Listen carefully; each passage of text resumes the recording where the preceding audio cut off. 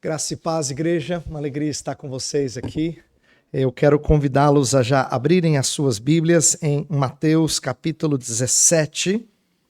Nós vamos ler a conhecida história da transfiguração, versos 1 a 8. Antes de fazer a leitura, eu quero explicar a vocês algo.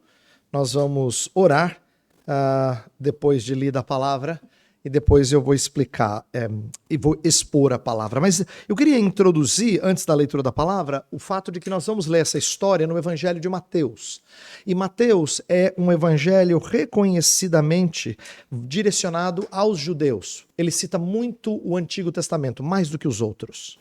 Então ele se preocupa várias vezes em relacionar com personagens e temas do Antigo Testamento.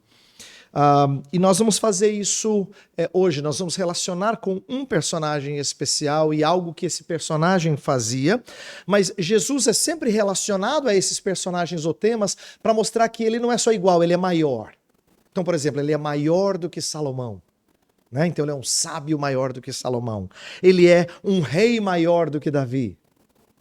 Ele é um templo maior do que o de Herodes. Ele é sempre apresentado como algo maior. E nesta manhã eu quero mostrar como ele é um profeta maior do que Moisés. Nessa mensagem, nós vamos olhar para o fato de que os judeus, eles esperavam uma libertação do poderio romano. E enquanto isso, o evangelista Mateus vai mostrar que a salvação que Deus tinha reservada para o seu povo era muito maior do que eles esperavam. E é sobre isso que o texto de Mateus 17 vai nos ensinar. Então, acompanhe a leitura que eu farei dos versos 1 a 8. Depois nós vamos orar mais uma vez, pedindo a iluminação do Santo Espírito. 6 dias depois, tomou Jesus consigo a Pedro e aos irmãos Tiago e João e os levou em particular a um alto monte. E foi transfigurado diante deles. O seu rosto resplandecia como o sol, e as suas vestes tornaram-se brancas como a luz. E eis que lhes apareceram Moisés e Elias falando com ele. Então disse Pedro a Jesus: Senhor, bom é estarmos aqui. Se queres, farei aqui 3 tendas. Uma será tua, outra para Moisés, outra para Elias. Falava ele ainda quando uma nuvem luminosa os envolveu. E eis vindo da nuvem uma voz que dizia: Este é o meu filho amado, em quem me comprazo. A ele ouvi. Ouvindo-a, os discípulos caíram de bruços, tomados de grande medo. Aproximando-se deles, tocou-lhes Jesus, dizendo: Erguei-vos e não temais. Então, lhes levantando os olhos, a ninguém viram, senão Jesus. Vamos orar mais uma vez? Senhor, nós pedimos que tua palavra lida seja agora esclarecida pelo teu Espírito. Nós que somos crentes há algum tempo já ouvimos essa história muitas vezes. E nunca é demais, Senhor, nós pedimos a iluminação do Senhor, pois não podemos presumir que tua palavra já é conhecida, entendida e aplicada às nossas vidas de forma final. Há muito o que aprender, há muito o que entender. E nós queremos que o Senhor nos dê a graça de aprender um pouco mais, de entender um pouco mais, de abraçar um pouco mais da realidade salvadora de Jesus. Nós oramos em nome dele. Amém. Irmãos, nós estamos perdidos e eu quero mostrar coisas que são fáceis de serem reconhecidas e outras menos fáceis. Nossa sociedade tem sido moralmente desorientada. Ela confunde pronomes e gêneros, ela descarta biologia e exalta sentimentos como definidores de identidade. Quando pessoas assumem identidades que não combinam com o seu corpo criado por Deus, elas mostram que estão moralmente perdidas. Nossa sociedade não está só moralmente perdida, ela também está politicamente desorientada. Nós temos governantes usurpando o poder como se estivessem isentos de juízo. Aí você diz: é verdade, pastor? É por isso que esse Brasil não vai para frente. Mas eu creio que nosso problema político não é só moral, ele também é de expectativa. Nós estamos num ano de eleição e eu não duvido que nesse ano nós teremos muito esperando uma espécie de continuidade do governo presente como prova da democracia, enquanto outros vão esperar um novo redentor dos nossos problemas políticos. A verdade é que nós temos expectativas que não combinam com a palavra de Deus e a descrição dos pecados e da desorientação desse mundo. Mas na igreja nós também temos gente perdida, gente que acha que louvar com intensidade é sinônimo de amar a Deus. Ou gente que acha que basta crer que com força que a sua fé será aceitável a Deus, mesmo perdido quanto a doutrinas e crenças. Nós também estamos espiritualmente perdidos. A razão pela qual eu estou ilustrando a vocês como nós estamos desorientados é porque essa é a maneira de nos lembrar de que nós sempre precisamos de luz. O povo de Deus não pode fechar os olhos para a realidade de que nós sempre precisamos de verdade, de direção. Então, o nosso Deus é aquele que vai mostrar em Cristo Jesus o resgate de algo que foi perdido. Por exemplo, nós acabamos de celebrar o Natal em poucos dias, e uma das passagens natalinas no Antigo Testamento é que o povo que andava em trevas viu grande luz. E essa luz é um menino que nos nasceu, um filho se nos deu, e o governo estará sobre seus ombros, e o seu nome será... Aí tem todos aqueles nomes belos. Veja, ele andava em trevas, e quando esse menino chegou, ele viu grande luz. Isso significa que, ao longo de todo o Antigo Testamento, Deus levantou homens, profetas, como Isaías, essa palavra que eu citei é de Isaías, que sempre surgiram para instruir, para corrigir o povo, para trazer o povo perdido de volta à luz. O povo desorientado para que tivessem novas esperanças e perdessem seus medos. De certo sentido, os profetas foram instrumentos de Deus para não só questionar o status quo de um povo que estava em pecado, mas também alertá-lo de juízo e prometer perdão mediante o arrependimento de pecados. Eu aprendi uma coisa muito bonita acerca do profeta que eu quero que você guarde, principalmente se você entende a minha ilustração jurídica. Profetas eram ao mesmo tempo promotores e advogados.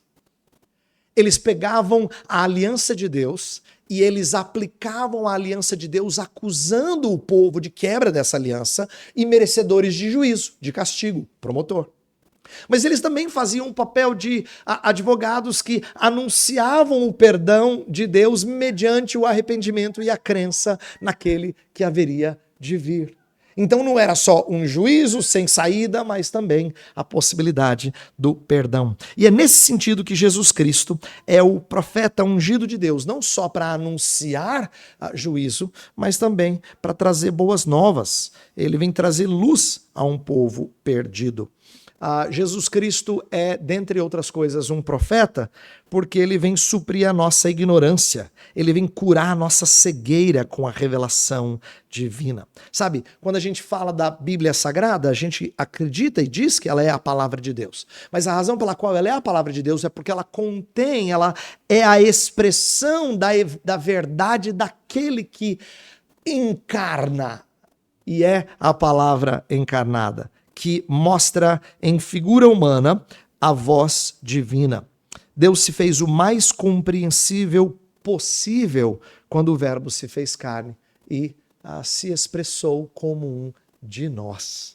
Por isso Jesus, como eu vou mostrar nesta manhã, é maior do que Moisés. Ele é uma realidade desenvolvida, essa é uma verdade desenvolvida não só pelo apóstolo Paulo, também aos hebreus, havendo Deus outrora falado muitas vezes, de muitas maneiras, aos pais pelos profetas, nesses últimos dias nos falou por Jesus Cristo. Paulo fala em 2 Coríntios 3 sobre o contraste entre Jesus da antiga aliança, Moisés da antiga aliança e Jesus da nova aliança, mas também pela história do evangelista Mateus, narrando a transfiguração. Então eu quero explicar essa passagem e mostrar por que ela aponta para um Cristo que é diferente. Ao mesmo tempo que tem semelhanças, ele é maior e mais glorioso do que Moisés. E por que isso é importante? Então primeiro eu vou explicar a passagem, depois eu vou contrastar Jesus com Moisés, para no final a gente trazer algumas lições para a nossa vida.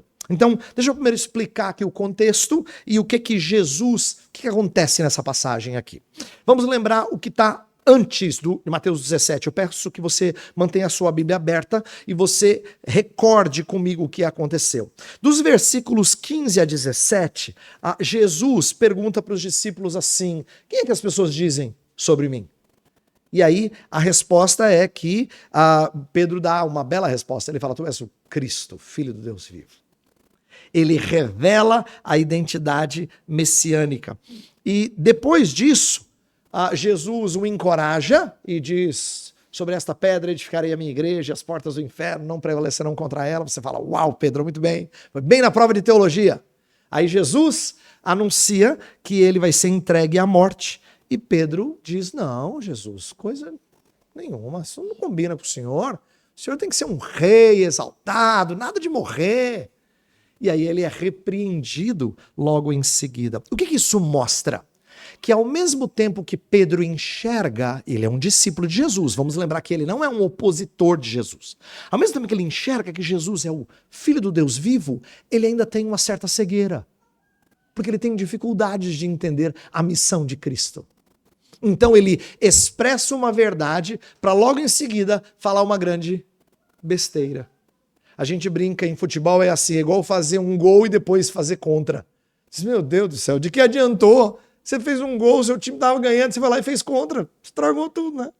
Pedro é assim, ele expressa uma cegueira que não é casual, não é esporádica. Essa é uma dificuldade de compreender profundamente a identidade de Cristo. Isso aparece no nosso texto. Por exemplo, no versículo 4, Pedro diz assim a Jesus: Senhor, bom estarmos aqui. Parece que até que ele vai começar o cântico, né? Bom estarmos aqui, louvando a Deus. E ele diz: se queres, farei aqui 3 tendas. Uma será tua, outra para Moisés, outra para Elias. Por que isso aqui mostra uma certa cegueira? É porque ele trata Jesus como Elias e Moisés sendo iguais. Isto é como se ele enxergasse os 3 como grandes profetas. Pensa assim, no ataque perfeito do time profético. Tá? Moisés pela direita, Elias pela esquerda e Jesus no centro. Que ataque profético, gente. Extraordinário isso. Ao mesmo tempo que ele chama Jesus de Senhor, ele não percebe a diferença de Jesus para Moisés e Elias. Ele fala de fazer 3 tendas. Entenda bem, essa é uma história. Outros evangelhos, como Lucas, diz que isso aconteceu à noite. Os discípulos não estão fazendo tendas para eles, estão fazendo tendas para cada um dos 3 grandes que estão diante deles. Então a ideia é que os discípulos ficariam no sereno mesmo, e esses 3 seriam honrados com tendas para ficar ali à noite. Então, Pedro chama Jesus de Senhor, mas ele parece não compreender as implicações do senhorio de Cristo. É por isso que tanto Marcos quanto Lucas, nos relatos deles, dizem que quando Pedro falou essas coisas, ele não sabia o que dizer. Ele não estava falando com propriedade. Não pense que esse texto aqui, Senhor, 3 tendas, foi uma ótima ideia. Marcos diz que não foi, ele não sabia o que falar. E Lucas também diz, não sabendo o que dizia. Pedro, então, é um exemplo da cegueira presente mesmo na vida de cristãos genuínos. Eu estou pegando essa passagem porque eu quero que você entenda que nós não estamos falando de uma cegueira de uma pessoa incrédula. Não é aquele seu parente ou amigo que não conhece o evangelho. Nós estamos falando de um homem que amava Jesus, tá? Que conhecia Jesus. E ainda assim, ele não entende tudo sobre Jesus. Ele ainda tem uma certa cegueira quanto à identidade de Jesus. Então aqui a gente percebe como o ofício profético de Cristo é necessário não só para incrédulos, não só para gente ignorante, mas até para crentes instruídos que ouvem a palavra de Deus aqui dominicalmente, ensinadas pelo reverendo Felipe. Até nós precisamos de conhecimento espiritual vindos do profeta Jesus. Então, a sequência de eventos mostra que a transfiguração ela se encaixa no ensino que Jesus tem que trazer aos discípulos que ainda não era entendido. Deixa eu mostrar para vocês. Olha aqui a sequência. Pedro fala no versículo 16, tu és o Cristo, o Filho de Deus vivo. Aí no 21 vem o anúncio da morte de Cristo, estou falando de Mateus 16, tá? Vem o anúncio da morte de Cristo, acompanhada de uma chamada aos discípulos para uma vida sacrificial. Verso 24. Disse Jesus, se alguém quer vir após mim, a si mesmo se negue, tome a sua cruz e siga-me. Tá vendo? Então, a sequência, e aqui é bom que você saiba que Mateus, Marcos e Lucas narram a história do mesmo jeitinho da sequência. Primeiro Pedro fala bem, aí depois Pedro pisa no tomate, e depois Jesus diz, tome a sua cruz.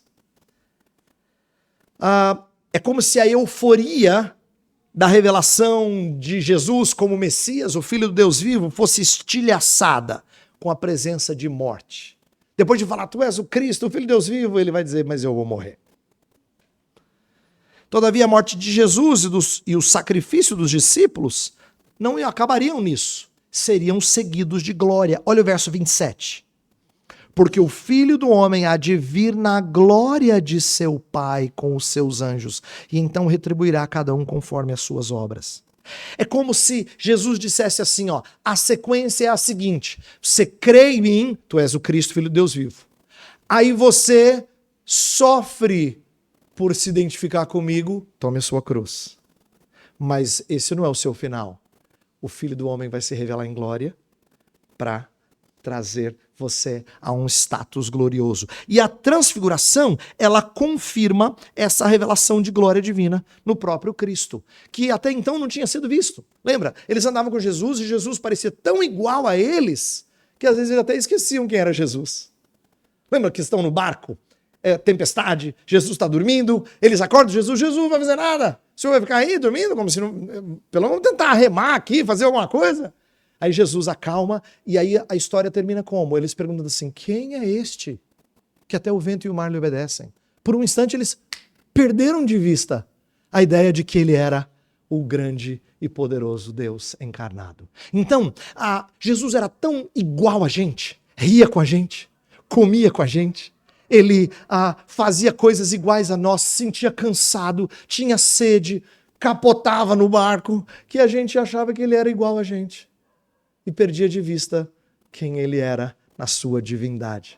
Isso aconteceu com os discípulos, é isso que eu quero que você entenda. Nós estamos tão acostumados a falar de Jesus como Deus, que às vezes a gente perde de vista que ele era tão igual aos discípulos, que por vezes eles perdiam de vista a sua grandeza. Então, quando Jesus faz o que faz na transfiguração, ele é pela primeira e única vez que os discípulos veem na terra um Cristo brilhando com glória divina.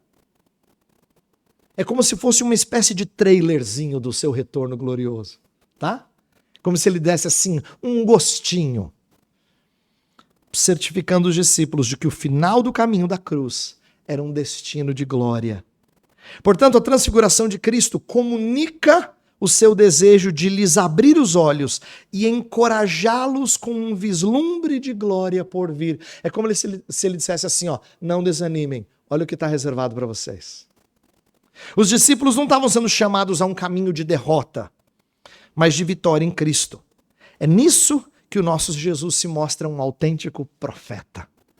Já que no Antigo Testamento profetas eram anunciadores da glória vindoura a fim de gerir e de despertar esperança no coração do povo. Mas eu disse que eu não só explicaria brevemente o texto, eu mostraria como, de certa maneira, Jesus não é apenas um outro profeta, um novo profeta. Eu quero mostrar a vocês a comparação com Moisés e qual é o resultado dessa comparação. O Evangelho de Mateus, como eu disse na introdução, faz comparações de Jesus com personagens e temas do Antigo Testamento. E Moisés é um deles. Mateus não está inovando ao falar da ideia de que Jesus é uma espécie de novo Moisés.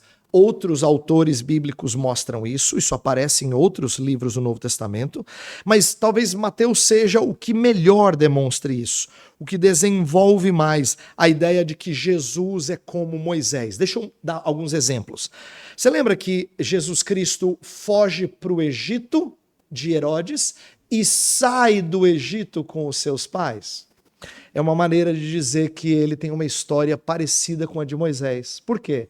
Porque ele sai do Egito, ele é liberto quando pequenino, quando bebê, né? Vai para o Egito, sai do Egito, passa pelo batismo e depois caminha pelo deserto. É a mesma história do Antigo Testamento.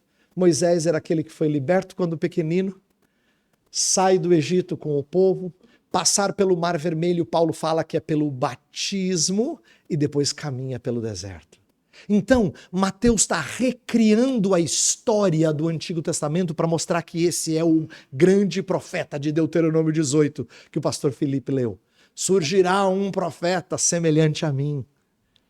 Mas Jesus, assim como Moisés, não só passa pelo deserto, ele jejua 40 dias e 40 noites. Um detalhe que é idêntico à linguagem do Antigo Testamento em relação a Moisés. Jesus é como Moisés no seu ministério de ensino. Ele também é um libertador. Deixa eu dar um detalhe interessante. Lá em Lucas, diz que quando eles conversaram, quando Moisés e Elias conversaram com Jesus na transfiguração, diz que eles falaram sobre a sua partida. Sabe qual é a palavra grega para partida? Exodos. Êxodo.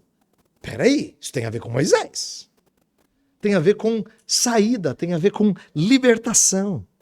E a gente vê vários outros aspectos nos quais ele é semelhante a Moisés, não é? Mas eu creio que o aspecto profético é o mais enfatizado na nossa passagem, porque até Elias aparece, que é um outro profeta por excelência.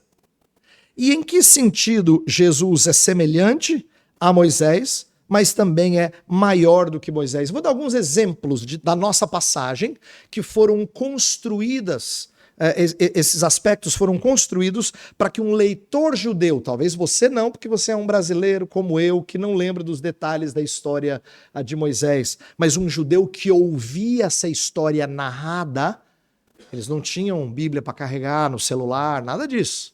Então eles ouviam essa história narrada várias vezes e guardavam isso. Então alguns detalhes são contados do mesmo jeito que aconteceu com Moisés. Por exemplo, os eventos ocorrem num alto monte.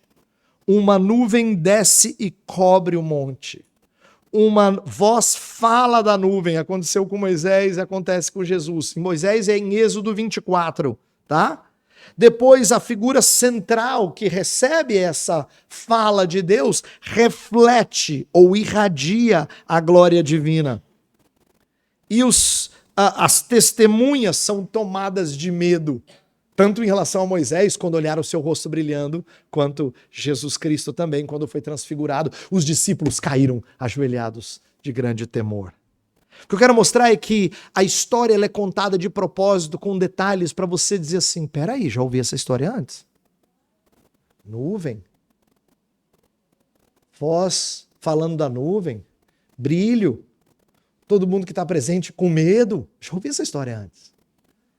Exatamente. É para que as pessoas enxerguem que Jesus é aquele que vem fazer o que Moisés fizera. Só que Jesus não é apenas igual a Moisés, ele é maior do que Moisés. Deixa eu explicar como. Na transfiguração, a humanidade não pode conter a glória da sua divindade. Então, enquanto Moisés apenas reflete a glória divina, Jesus irradia a glória que é dele. É como se a transfiguração fosse Jesus abrir um pouquinho a sua roupa e mostrar a sua beleza. O seu sobretudo estava contendo a sua glória. Ele fala assim, eu vou mostrar um pouquinho para vocês. E aquilo que foi visto não era de outro, mas dele mesmo. O grego para transfigurado traz a ideia de transformado, o que significa que ele não só refletiu a luz, ele foi transformado em algo glorioso. O brilho no rosto de Moisés, diz Paulo, era desvanecente. A glória de Jesus era permanente e crescente. Assim como a nossa transformação é crescente. Olha que interessante, eu vou pedir para você abrir a sua Bíblia em 2 Coríntios 3, 18. Essa é uma coisa linda, linda, que Paulo nos ensina. Cada hora que eu ensino essa passagem, eu aprendo uma coisa nova. E essa é uma que fez mais sentido para mim recentemente. Olha só, 2 Coríntios 3, a partir do versículo 7 em diante, fala de Moisés e de como Deus falou com ele, mas de como a glória dele não é igual à glória do ministério de Cristo. Veja o verso 7 e 8. E se o ministério da morte, gravado com letras em pedra, se revestiu de glória a ponto de os filhos de Israel não poderem fitar a face de Moisés por causa da glória do seu rosto, ainda que desvanecente, como não será maior glória o ministério do Espírito? E a sequência aqui vai mostrando o verso 11. Porque se o que desvanecia teve sua glória, muito mais glória tem o que é permanente.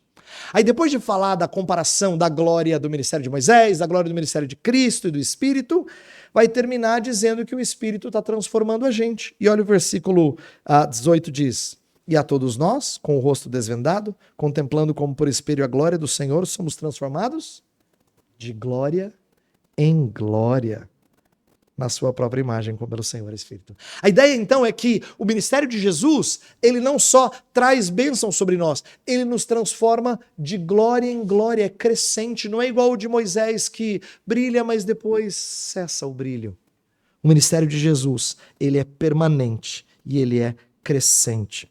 Então, quando Pedro, voltando na passagem, quando Pedro sugeriu fazer 3 tendas, e ele ouve uma voz do céu, o que a voz do céu diz? Este é meu filho amado em quem me comprazo, a ele ouvi. É uma repreensão. A voz do céu está dizendo, não equipare o meu filho a Moisés e a Elias. Embora ele seja um profeta como Moisés e Elias, ele é maior do que Moisés. Ele é maior do que Elias. Jesus não é um outro profeta da mesma estatura deles. A continuidade da história vai mostrar que Moisés e Elias passam enquanto Jesus fica. Inclusive, você percebeu o finalzinho da história? Olha como Mateus narra e ensina teologia com a história. Porque diz que naquela hora que a voz divina falou, eles caíram com o rosto em terra. Volta lá em Mateus 17. Caíram com o rosto em terra, tomados de grande medo. Aí Jesus se aproxima deles e fala, levantem-se, não tenham medo. Aí o que o verso 8 diz? Levantando os olhos, a ninguém viram, senão Jesus. Moisés passou, Elias passou, Jesus ficou. A glória desvanecente foi, mas a permanente ficou. É o jeito de Mateus contar a história e dizer que a glória de Jesus fica. Além de ser identificado como a própria voz divina suprema, ele é o profeta supremo, Jesus também proveu um antegosto da sua glória final. A transfiguração, como eu disse antes, eu vou repetir aqui agora, ela funciona como uma antecipação do retorno glorioso de Jesus Cristo. Isso é aplicado pelo apóstolo Pedro na sua 2ª carta, no capítulo 1. Isto é, Jesus Cristo não estava só retomando a glória que ele tinha, mas estava anunciando e incorporando a glória do seu triunfo final como mediador. Ele não foi apenas um profeta que anunciou o fim, como outros profetas fizeram. Ele se mostrou como a inauguração do fim na história da humanidade. Queridos, diante dessa explicação, eu queria trazer algumas lições e peço que você preste bastante atenção em como esse texto tem coisas importantes a nos ensinar. A primeira coisa é que conhecer a Jesus é um processo gradativo e iluminador. Eu queria que você guardasse isso. Conhecer a Jesus Cristo é um processo gradativo e iluminador. Pedro foi aprendendo aos poucos sobre quem é Jesus. O Pedro do início ainda tropeça, não é? Conhecer a Jesus vai além de fazer um curso de teologia. Porque você poderia dizer assim, pastor, mas eu quero resolver esse problema. Vou fazer um curso de teologia, pastor. Eu vou fazer um curso de teologia, vou resolver o problema. Mas, na verdade, conhecer a Jesus vai além disso. Vai além de obter conhecimento teórico. Conhecer a Jesus é relacionar-se com Ele, é crescer em amor por Ele. E isso é algo que a gente desenvolve, leva tempo.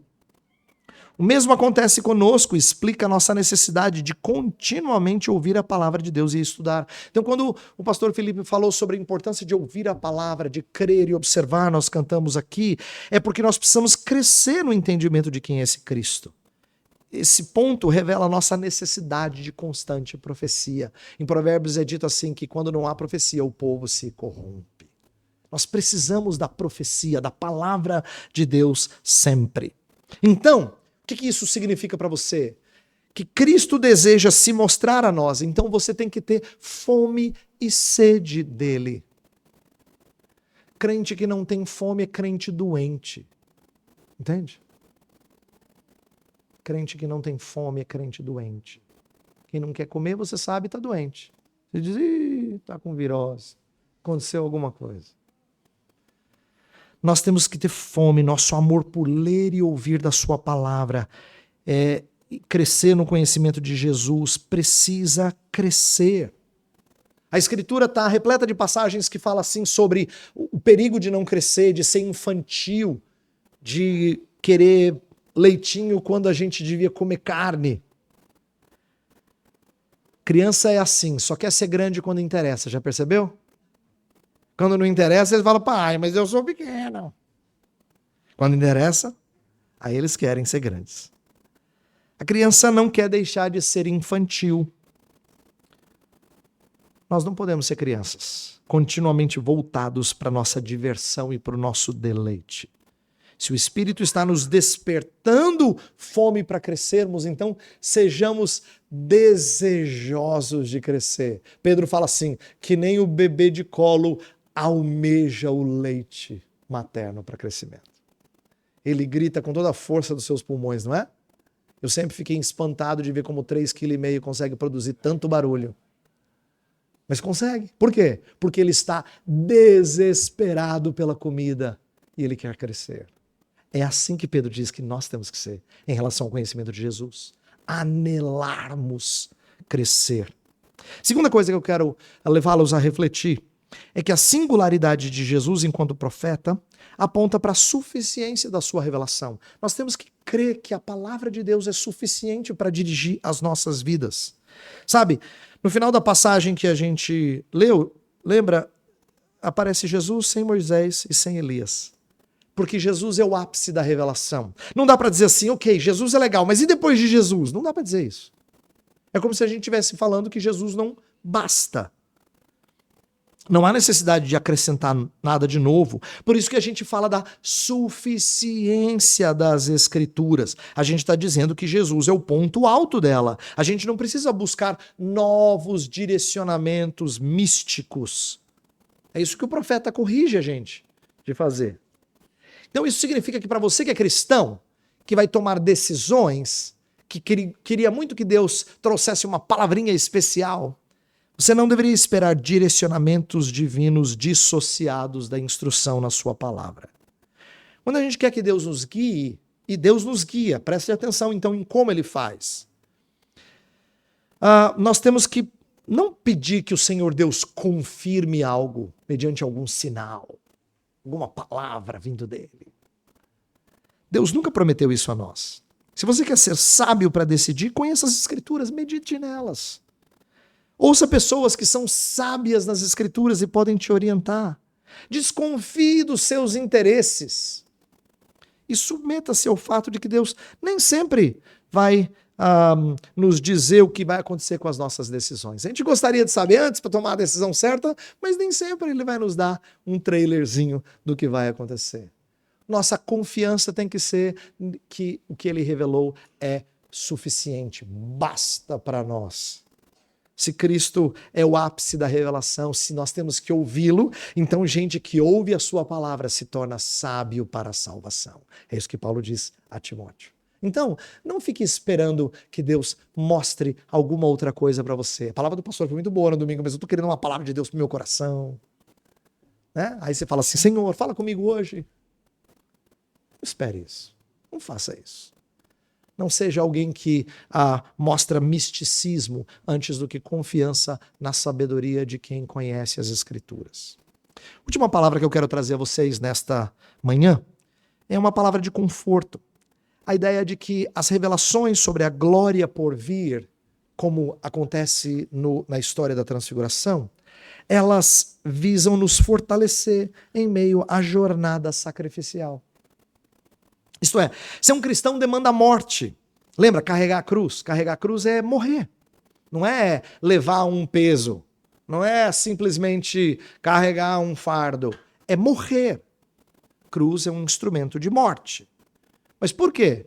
Porque andar com Cristo significa já não sou eu quem vive, mas Cristo vive em mim. Você morre para a velha vida e começa uma nova vida. Mas é muito difícil a gente mortificar as nossas paixões, os nossos interesses por causa de outro. A gente ama as pessoas, mas a gente ama de forma interesseira. A gente sempre está lutando com isso. A gente quer bem as pessoas, porque a gente gosta delas, porque elas são muito joia, muito legais, queridas, muito amáveis. Você não fala assim, eu gosto muito dele, mas uma pessoa assim, não presta. A gente não fala assim. Por quê? Porque a gente ama com interesses, não é? A gente ama aqueles que nós achamos queridos, nós achamos amáveis, nós achamos do bem. Então assim, nós lutamos contra as nossas paixões. O profeta então é aquele que nos anuncia que vale a pena matar os nossos desejos por amor a Cristo. Por quê? Porque a coroa nos aguarda o final do sacrifício. Somos encorajados com a profecia sobre um Deus que nos reserva coisas sublimes. O profeta é um encorajador, ele está dizendo para nós assim, ó, vale a pena. É isso que Jesus estava dizendo com os discípulos, ao mostrar a glória dele. Vale a pena carregar a cruz. Então, seja um crente que cultiva a expectativa do retorno de Jesus. A Nathalie, minha esposa, sabe que nós conhecemos irmãos que quando eram mais jovens, eles sempre diziam assim que eles queriam experimentar as coisas boas da vida antes de Jesus voltar. Então teve um momento que a Nathalie foi com adolescentes para um parque de diversão e para um brinquedo desses que parece que a alma sai do corpo e volta, sabe? Você entendeu, né? E quando os meninos estavam com ela, a Nathalie brincou e disse assim, olha, se eu morrer, fala pro Heber que eu amo.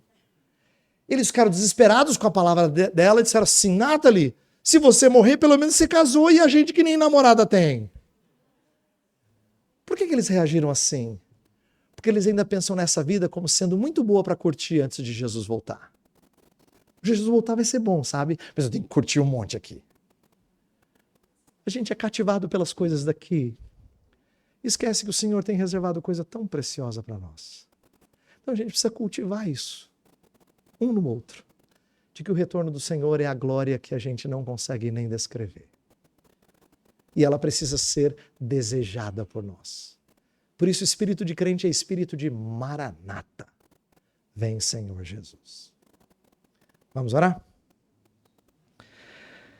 Senhor, nós estamos diante da Tua palavra no início deste ano, sendo encorajados a conhecer mais o Senhor Jesus, a não buscar outras palavras que não a Tua santa e suficiente palavra, e a esperar e a nutrir o retorno glorioso de Cristo como solução para todos os nossos males. Senhor, esses direcionamentos são importantes para pautar o nosso ano. Nós precisamos ser crentes que sempre querem crescer no conhecimento de Jesus, que entendem que a Tua palavra é suficiente para nos dirigir e nos guiar nas decisões desta vida. E também que o retorno de Jesus será a coisa mais preciosa a ser aguardada por nós. Então, nós pedimos que o Senhor nutra essas coisas em nós, não só no dia de hoje, não só nas nossas conversas na hora do almoço, mas ao longo do nosso ano. Abençoa esta igreja, Senhor. Abençoa o conselho desta igreja, o pastor, os presbíteros. Abençoa os diáconos desta igreja. Que a junta diaconal também ajude pessoas a serem socorridas, mas não só isso, a anelarem mais do que tudo pelas glórias que ainda estão por vir. A crerem no Cristo que já inaugurou o seu reino e vai consumá-lo. Senhor, ensina esta igreja, a Igreja Presbiteriana Balneário Camboriú, a aguardar ansiosamente pelo Cristo que lhes chamará. E enquanto isso, nós queremos crescer na graça e no conhecimento dele. Então abençoa-nos, abençoa as famílias aqui representadas, pessoas que porventura estejam visitando esta igreja, que eles levem esta palavra para o seu ânimo, para o seu encorajamento ao longo deste ano de 2026, Senhor. Nós oramos no nome santo de Jesus. Amém.